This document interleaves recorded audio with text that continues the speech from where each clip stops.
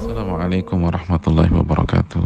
Bismillah, alhamdulillah, wassalatu wassalamu ala rasulillah wa ba'd.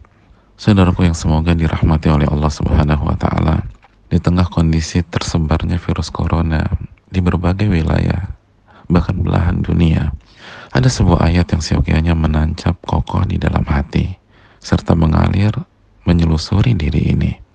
Ayat yang bisa mengubah arti kehidupan yang fana ini. Allah berfirman, wa khuliqal insanu dha'ifa. Manusia diciptakan dalam kondisi lemah.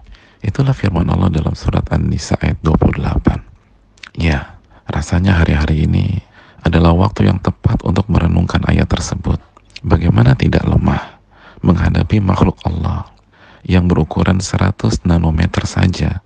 Jutaan manusia begitu kewalahan. Ribuan manusia roboh, jutaan lainnya mengisolasi diri, menutup kota, serta diselimuti rasa takut dan cemas.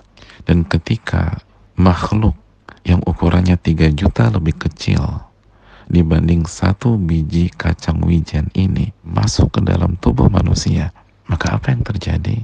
Dalam hitungan 2-14 hari pasca paparan, saluran napas manusia meradang, batuk-batuk, dan demam. Segagah apapun tubuhnya, dalam hitungan kurang dari 7-14 hari setelah paparan, badannya pun pegal-pegal, sekekar apapun fisiknya. Dan dalam hitungan 5-14 hari, saluran pernapasan manusia menyempit, sehingga terasa sesak dan sulit bernapas. Dan dalam hitungan 10 hari, pasien yang tidak dirawat akan mengalami disorientasi. Ia bingung terhadap situasi.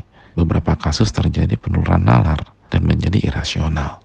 Dan dalam hitungan 19 hari, pasien tanpa perawatan berpotensi besar kehilangan nyawa.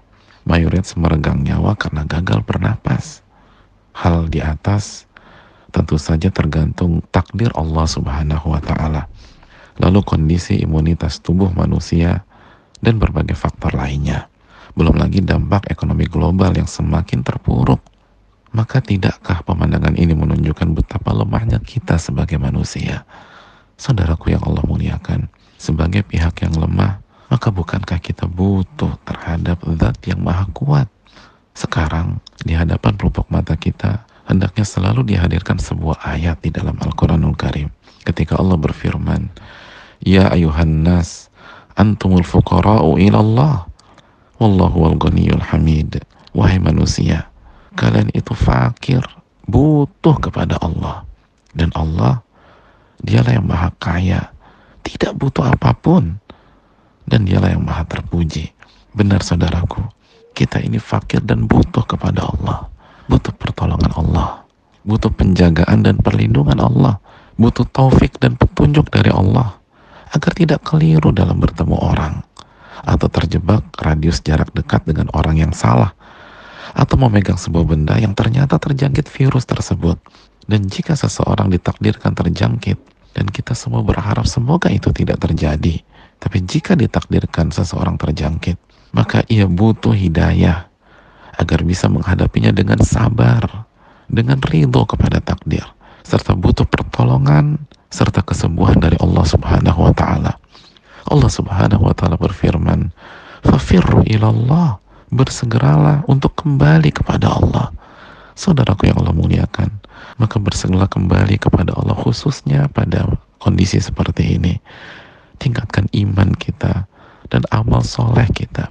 Panjatkan doa, ingat kepada Allah, jaga diri dari maksiat dan dosa, khususnya pada hari-hari ini. Lalu berikhtiar dan lakukan social distancing semaksimal mungkin sesuai dengan kondisi masing-masing, sebagaimana arahan dari pemerintah. Saudaraku, semoga Allah menjaga kita semua dan semoga kita bisa melalui hari-hari ini sehingga kembali normal kembali dengan pertolongan taufik dan hidayah dari Allah Subhanahu wa taala. Assalamualaikum warahmatullahi wabarakatuh.